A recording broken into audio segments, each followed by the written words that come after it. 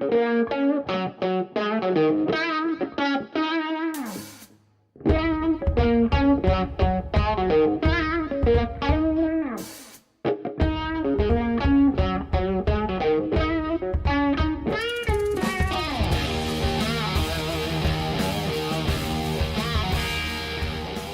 ladies and gentlemen, and thank you for tuning in to 91.1 WRMU. We are just minutes away from kickoff at Mount Union Stadium as the Purple Raiders get ready to take on the Case Western Reserve Spartans, as that'll be the second round of the NCAA playoffs. But first, we have an interview with the linebackers of Danny Robinson, Charlie Deere. Danny, Charlie, how are we doing today?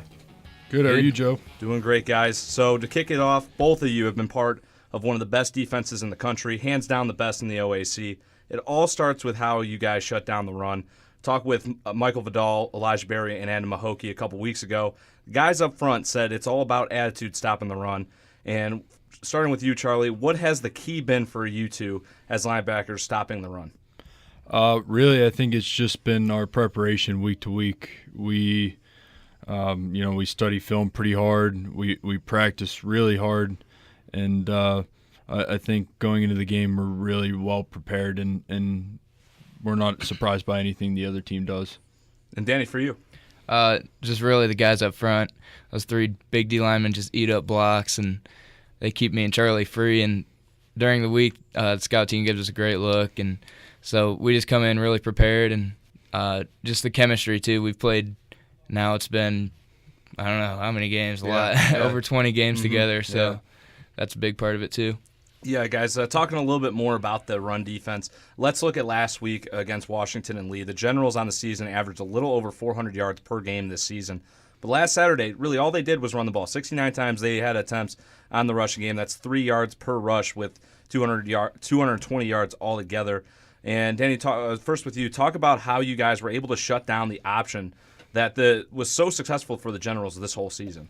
We knew coming in that was going to be really tough because potentially all three guys had the potential to have the ball every play, so we just had to play assignment football last week, and I think we did a really good job at that, and everybody just did their job last week, and we limited the mistakes and limited the big plays.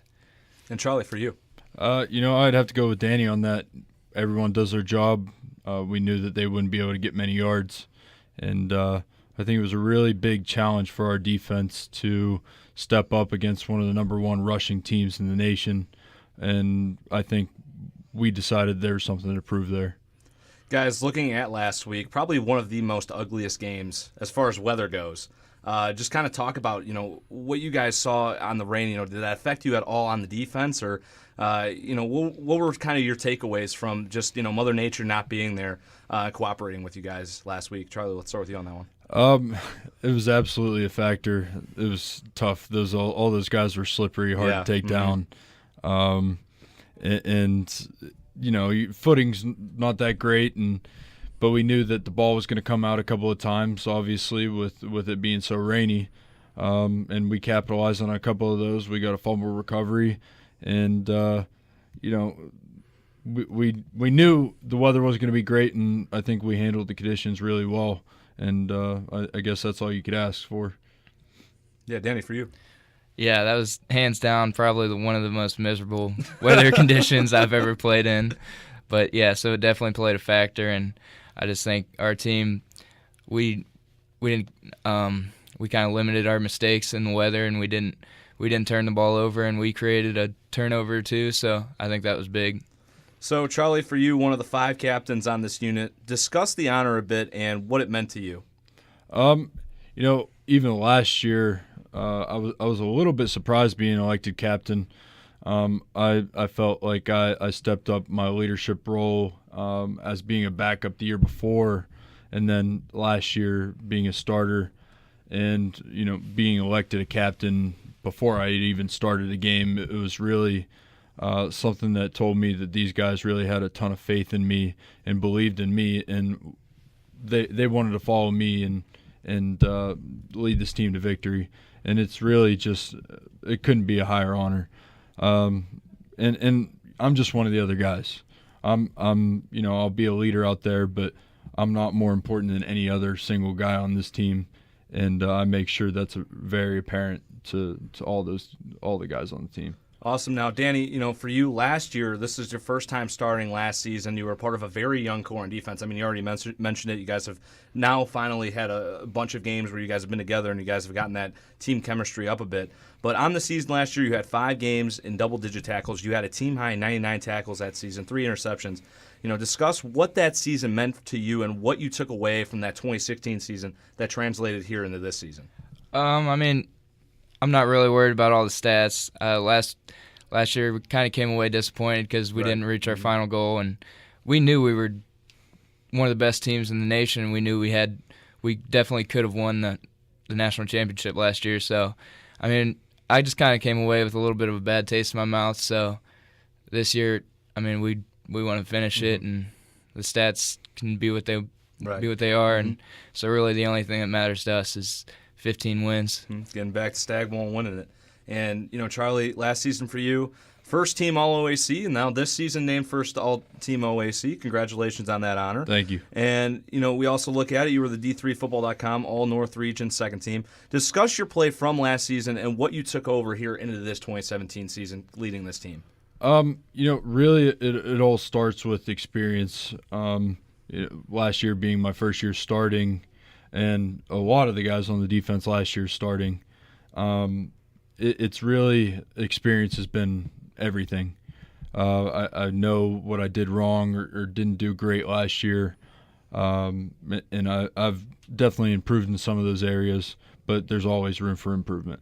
Of course. And, Danny, let's take a look back at the John Carroll game this season. You guys came away with a slim 31-27 victory on the road, but near the end of the third quarter, it appeared that JCU started taking a little bit of that momentum back. The score was all knotted up at 24. JCU had great field position to start a drive, but then, Danny, you stepped up with one of the biggest plays of that game with an interception that would actually set up the offense to what would be a game-winning touchdown with Braden Friss. So take me through that play, Danny, and what you saw from Anthony Meglin where you were able to jump that play.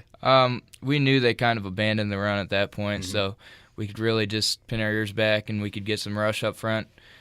And so we knew the throw was going to come out quick, and we pretty much knew who we wanted to get the ball to. Coaches kind of told me on the sideline, just make sure you look up that receiver coming in. And so I seen that receiver coming in. I seen the rush was kind of getting to Meglin, and so I jumped that route, and he threw the ball right to me. So really credit to the guys around me for getting pressure and forcing a bad throw. Yeah, huge game indeed, and a big game for you guys in which you got avenged, and I think that was definitely a big key for you guys to kind of get a little bit of momentum heading into the playoffs. So, Charlie, you started your collegiate football career at Toledo. Explain what you took away from that program and how you found your way to Mount Union.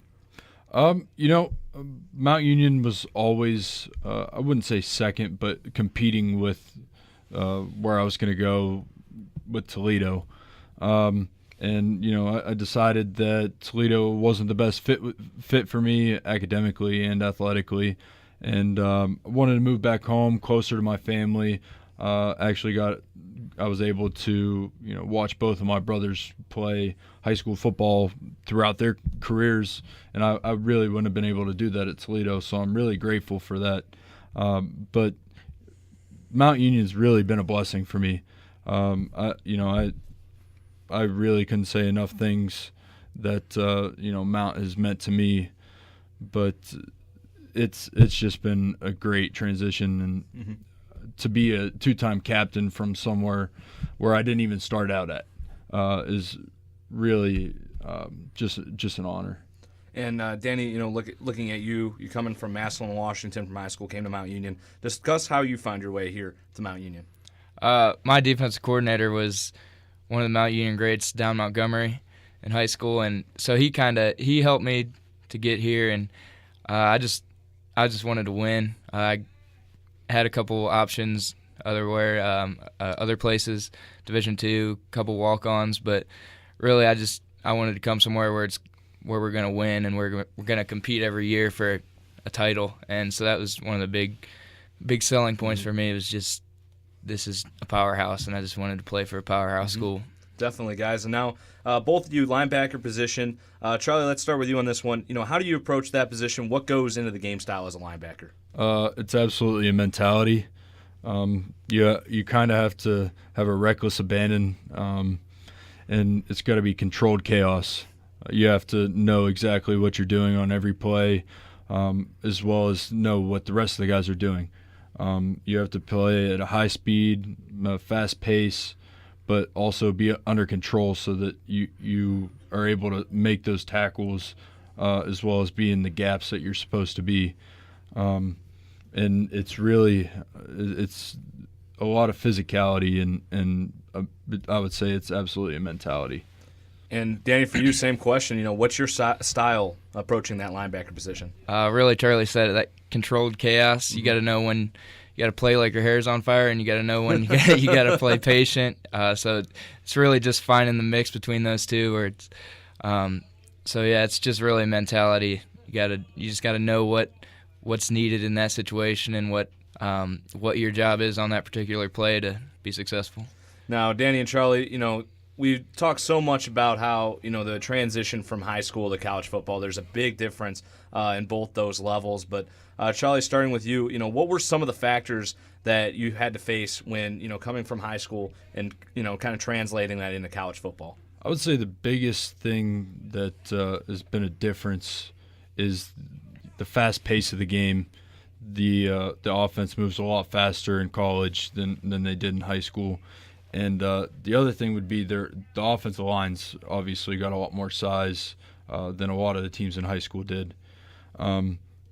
Thirdly, being my high school team never made it out of October, so I had never played before college. I had never played past the 10th game. Yeah, and having a season go up until mid-December has really been a huge change. And Danny, for you? Really, it is a big difference going from high school to college, but the expectation here is you're going 15 weeks, so don't expect anything less. Don't make plans for less.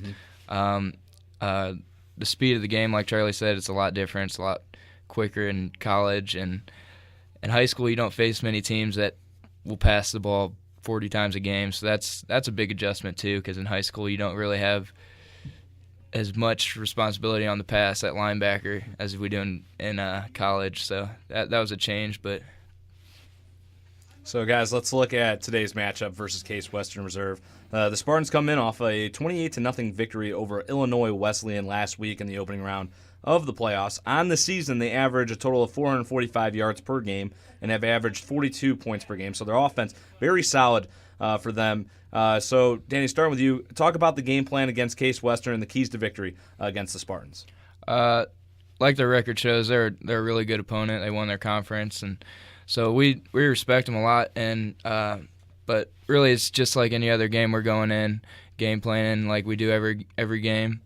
They're really balanced, so we can't focus on stopping the run like we did last week. We really got to stop the run and the pass this week. They got a lot of athletes on their team, so it's going to be tough, but I think our game plan is going to be successful. And Charlie, for you, your keys to victory against the Spartans. I think every week we have a similar game plan as far as no matter who the opponent is. Obviously, Case Western is a great team. 11-0, but we have a bunch of keys to success each game, and one of those being stop the run. If we stop the run and we're able to make them one-dimensional by only being able to pass the ball, we think that we'll have a pretty successful day. So I say, the biggest thing is make them one-dimensional, stop the run, and force them to pass the ball and let our big D linemen get up in the quarterback's face.